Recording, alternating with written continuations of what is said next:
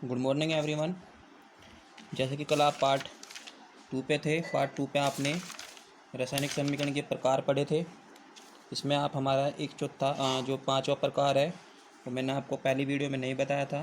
ये हमारा पार्ट तीसरी वीडियो में है और पेज नंबर इसका 8 है। इससे पहले हमने 7 पेज तक कोर्स अपना कंप्लीट कर लिया है, जो कि पहले चैप्टर में ही चल रहा है अभी। ये पार्ट 30 की लास्ट वीडियो है। इसी वीडियो में हमारा जो चैप्टर है ये कंप्लीट हो जाएगा। चलिए इसमें देखते हैं। जो हमारा पांचवा पॉइंट था वह है ऑक्सीकरण और अपचयन अभिक्रियाएं, ऑक्सीडेशन एंड रिडक्शन अभिक्रिया, रिएक्शन, यानी कि वह अभिक्रिया जिसके अंदर ऑक्सीजन की वृद्धि होगी वो हमारा ऑक्सीकरण अभिक्रिया कहलाएगी, और जिसके अंदर ऑक्सीजन की कमी होगी वो हमारी अपचयन अभिक्रिया कहलाएगी। एक दूसरे की उल्टी डेफिनेशन है, आसान है, देखिए फटाफट। वह अभिक्रिया जिसमें ऑक्सीजन की वृद्धि हो रही हो, यानी कि ऑक्सीजन का योग हो रहा हो, ऑक्सीजन बढ़ रही हो, वो होगी हमारी ऑक्सीकरण। कौन सी अभिक्रिया? जिसमें ऑक्सीजन बढ़ेगी, यानी कि ऑक्सीजन जुड़ेगी और हाइड्रोजन घटेगी, वो होगी हमारी ऑक्सीकरण अभिक्रिया कहलाती है। जैसे कि हमारे पास एग्जाम्पल में कार्बन है। कार्बन को आप जब ऑक्सीजन के साथ गर्म करोगे तो क्या बना लेगा? ये कार्बन डाइऑक्साइड, यानी कि ऑक्सीजन जो कार्बन है, कार्बन के साथ कौन जुड़ रहा है? ऑक्सीजन जुड़ रहा है, यानी कि ऑक्सीजन का योग हो रहा है, ऑक्सीजन बढ़ रहा है। तो क्या होगा हमारा? कार्बन डाइऑक्साइड CO2, क्योंकि ऑक्सीजन जुड़ गया, ऑक्सीजन बढ़ गया। आसान है। इसके बाद है हमारा इसके नीचे मैग्नीशियम को जब आप वायु में गर्म करोगे, ऑक्सीजन के साथ गर्म करोगे, तो क्या बनेगा? मैग्नीशियम ऑक्साइड, यानी कि O के कितने हुए आपके पास? 2, और ये जो 2 है ये O के साथ भी बराबर काम करेगा। ऐसे ही मैग्नीशियम के साथ हमने 2 क्यों लगाया? क्योंकि अगर हम यहाँ ऑक्सीजन के अणु पूरे करेंगे तो मैग्नीशियम के पास 2 लगाना पड़ेगा, तो यहाँ मैग्नीशियम के भी 2 अणु हो जाएंगे, और इधर भी हमें 2 लगाना पड़ेगा, क्योंकि दोनों साइड इक्वल होनी चाहिए। तो ये बन जाएगा हमारा ऑक्सीकरण। क्यों? क्योंकि यहाँ भी मैग्नीशियम के साथ ऑक्सीजन जुड़ी हुई है, तो हो जाएगा हमारा ऑक्सीकरण अभिक्रिया। आसान है। इसके बाद है हमारा वह अभिक्रिया जिसमें हाइड्रोजन की वृद्धि हो रही हो, यानी कि हाइड्रोजन का योग हो रहा हो, लेकिन ऑक्सीजन की कमी हो रही हो, यानी कि ऑक्सीजन अलग हो रही हो। अलग मतलब जिसके साथ ऑक्सीजन जुड़ी हुई थी उससे हट जाएगी, अलग हो जाएगी, तो क्या हो जाएगा हमारा? अपचयन, अपचयन हो जाएगा। ठीक है ना। एग्जाम्पल, कार्बन के साथ यहाँ किसका योग हुआ? हाइड्रोजन का योग हुआ, तो क्या हुआ हमारा? ऑक्सीकरण हुआ। जब हमारा कार्बन के साथ हाइड्रोजन जुड़ जाएगा तो ये बना लेगा मीथेन, यानी कि कार्बन के साथ CH4 जुड़ जाएगा कार्बन के साथ, क्योंकि कार्बन की जो संयोजकता होती है वो कितनी होती है? 4। तो इसलिए हमें कार्बन के साथ किसी अवयव को जोड़ने की कितने की जरूरत पड़ेगी? यहाँ हाइड्रोजन के लिए 4 की जरूरत पड़ेगी, क्योंकि हाइड्रोजन का जो संयोग करने की शक्ति होती है हाइड्रोजन की वो कितनी होती है? 1 होती है, यानी कि संयोजकता इसकी जो वैलेंसी है वो कितनी होती है? 1, यानी कि हमें इसकी संयोजकता कितनी करनी पड़ेगी? 4। इसलिए हमें 4 हाइड्रोजन की यहाँ ज़रूरत पड़ेगी। तो कार्बन के साथ तब जाकर ये जुड़ेगा, तो क्या बन जाएगा हमारा? मीथेन बन जाएगा। और ये हमने हाइड्रोजन जो के पास जो 2 लगाया है, 2 दूनी 4, क्योंकि 4 हो जाएगी हाइड्रोजन। इस तरीके से आप क्या कर सकते हो? इसको अपचयन में डाल सकते हो, क्योंकि यहाँ हाइड्रोजन का योग हुआ है, हाइड्रोजन जुड़ी है। ऐसे ही बच्चों इसका दूसरा एग्जाम्पल है, देख लिए फटाफट।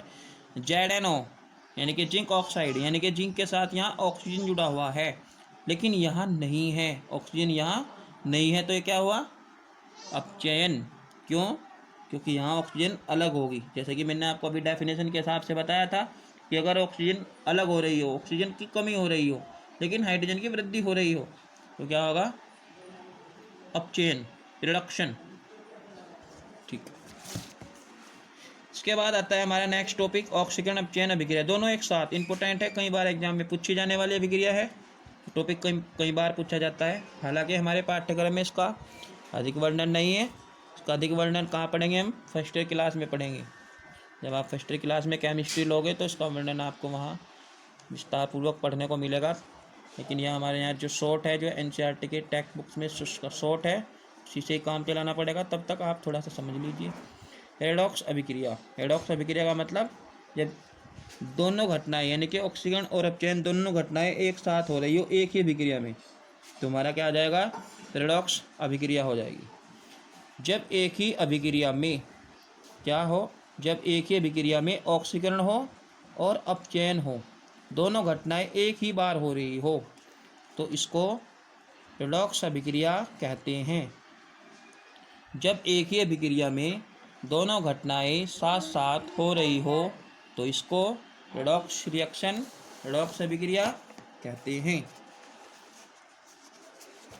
इसका जो एग्जाम्पल है CuO और plus hydrogen, CuO plus hydrogen, जो आपका कॉपर ऑक्साइड है, कॉपर ऑक्साइड, जब कॉपर ऑक्साइड हाइड्रोजन के साथ क्रिया करेगा तो क्या बनाएगा ये Cu खल्ली, क्या बन जाएगा कॉपर, अकेला कॉपर बन जाएगा। यानी कि यहाँ से एक कॉपर ऑक्साइड है, यानी कि Cu के साथ कौन जुड़ा हुआ है, O जुड़ा हुआ है। अब ये O अलग हो गया, यहाँ नहीं है, तो क्या हुआ, अपचयन हुआ। तो एक तीर के निशान द्वारा दिखाएंगे क्या हुआ, ये अपचयन, जिसमें ऑक्सीजन अलग हो रही हो तो होगा रेडॉक्स, यानी कि अपचयन। अब ये जो हाइड्रोजन है इसके साथ ही ऑक्सीजन जुड़ेगा, हाइड्रोजन इसके साथ जुड़ेगा, तो क्या बन जाएगा हमारा ऑक्सीडेशन, ऑक्सीकरण, जिसमें ऑक्सीजन की वृद्धि हो रही हो वो होगा ऑक्सीकरण। कई बार ये क्वेश्चन कंफ्यूज कर देता है कि यहाँ हाइड्रोजन की भी तो वृद्धि हुई, यानी कि यहाँ हाइड्रोजन भी तो आया, तो ये अपचयन होना चाहिए, नहीं, क्योंकि हाइड्रोजन के यहाँ एक ही अवयव है, तो हाइड्रोजन की वृद्धि नहीं हुई है, हाइड्रोजन के साथ केवल ऑक्सीजन की ही वृद्धि हुई है, तो इसलिए क्या हो जाएगा ऑक्सीकरण। इसका ऑक्सीकरण हुआ, ऑक्सीजन का यहाँ ऑक्सीकरण हुआ, जल बन गया ये, और ये क्या हुआ कॉपर ऑक्साइड का कॉपर। इसके बाद है Zn plus CuSO4, copper sulphate और जिंक। जब हम कॉपर सल्फेट के विलयन में जिंक को गर्म करेंगे तो ये ठीक वैसा ही अभिक्रिया है जैसी स्थापन अभिक्रिया थी। अभी जो कॉपर सल्फेट है, ये सल्फेट के साथ जिंक जुड़ जाएगा तो ये बन जाएगा जिंक सल्फेट, जिंक सल्फेट, और ये जो कॉपर है ये अलग हो जाएगा। यहाँ जो रेडॉक्स परिवर्तन हुआ वो इस तरीके से हुआ, धनमूलक का चेंज हो गया, धनमूलक इस पे आ गया Zn पे, ये क्या हो जाएगा रेडॉक्स अभिक्रिया हो जाएगी।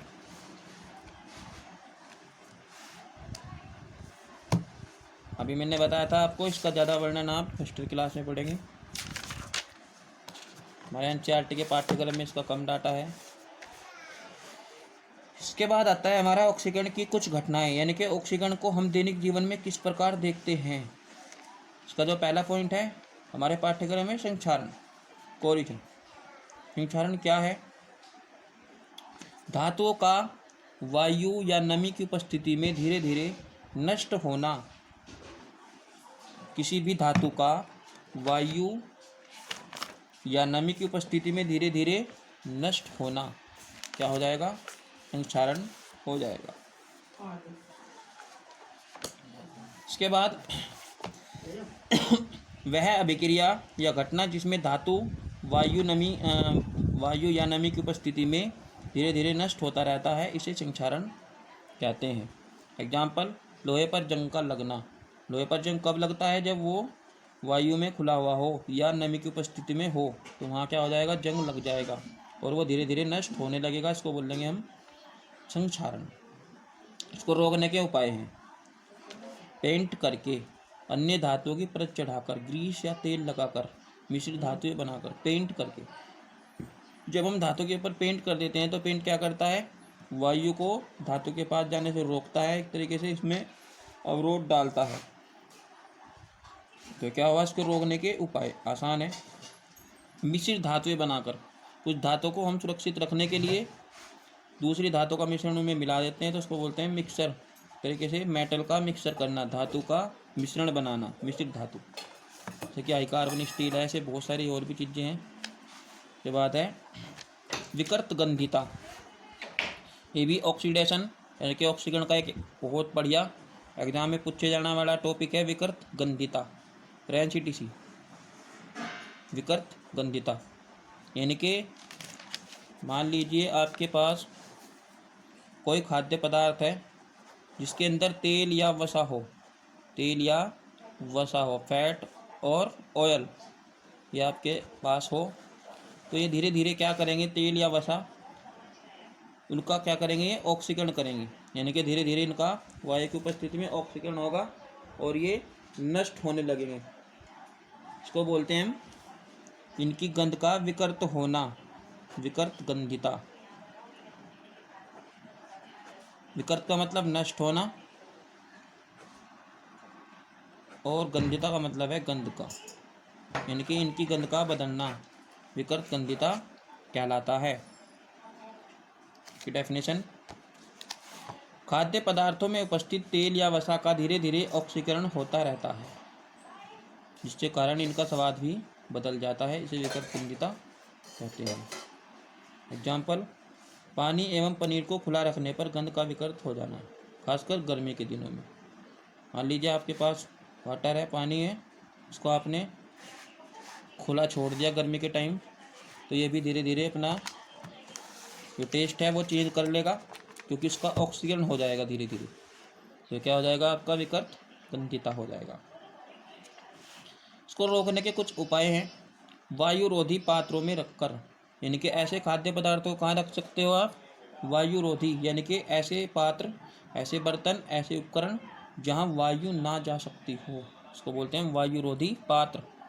यानी कि वायुरोधी पात्र में रखकर आप इसको विकृत गंधता को नष्ट कर सकते हो, इसको कम कंट्रोल कर सकते हो। या फिर आप अपने खाद्य पदार्थों कम टेम्परेचर वाली जगह पे भी रख सकते हो, एग्जाम्पल के लिए फ्रिज में रखकर। ऐसे ही तीसरा पॉइंट है हमारा, नाइट्रोजन आदि गैस की उपस्थिति में रखकर। आप अपने खाद्य पदार्थों को नाइट्रोजन जैसी गैस की उपस्थिति में भी रख सकते हो, एग्जाम्पल के लिए चिप्स। आपने देखा होगा कई बार चिप्स के जो पैकेट हैं वे बहुत बड़े बनाए जाते हैं और उनमें चिप्स बहुत कम डाले जाते हैं। इसका कारण क्या है, इसका कारण है कि जो आपके पास पैकेट है इसके अंदर बहुत ज़्यादा मात्रा में नाइट्रोजन गैस मिलाई जाती है, नाइट्रोजन गैस भरी जाती है, ताकि चिप्स लंबे समय तक सुरक्षित रह सके, लंबे समय तक उसका टेस्ट बना रहे। ऐसा इसलिए होता है ताकि वहाँ वायु ना जा सके। पूछा जाता है ये भी एग्जाम में कभी कभी कि चिप्स के पैकेट में कौन सी गैस भरी होती है, तो चिप्स के पैकेट में नाइट्रोजन गैस भरी जाती है ताकि चिप्स जो है वो तो बनी रहे।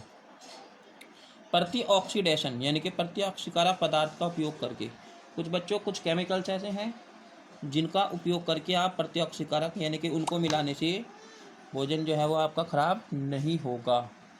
तब तक आप नेक्स्ट चैप्टर देखेंगे से अगली वीडियो में, तब तक आप इसको कंप्लीट कर लीजिए। धन्यवाद।